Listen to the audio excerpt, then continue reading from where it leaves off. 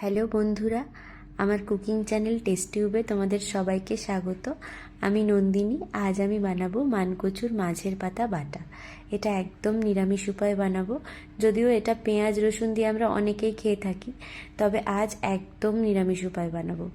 এজন্য প্রথমে আমি পাতাটাকে ভালো করে ধুয়ে পরিষ্কার করে তার শিরাগুলো বাদ দিয়ে নেব। শুধু পাতার অংশটা আর কাঁচা লঙ্কা, কালো জিরে মিক্সিং জারে দিয়ে একটা পেস্ট বানিয়ে নেব। তারপরে একটা কড়াই গরম করে তাতে দিয়ে দেবো কালো জিরে ফোড়ন। কালো জিরেটা হয়ে এলে তারপরে দিয়ে দেবো পাতা বাটাটা, স্বাদ মতন নুন আর হলুদ দিয়ে আর একটু নারকেল কোড়া দিয়ে নাড়াচাড়া করতে থাকবো।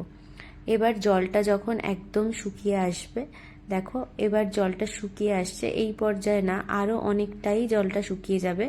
তারপরে যখন কড়াই থেকে ওটা ছেড়ে আসবে তখন তোমরা বুঝতে পারবে যে পাতা বাটাটা হয়ে গেছে। এবার তোমরা এটা ভাতের সাথে খেতে পারো। এটা একমাত্র ভাতের সাথেই খাওয়া যাবে, গরম ভাতের সাথে।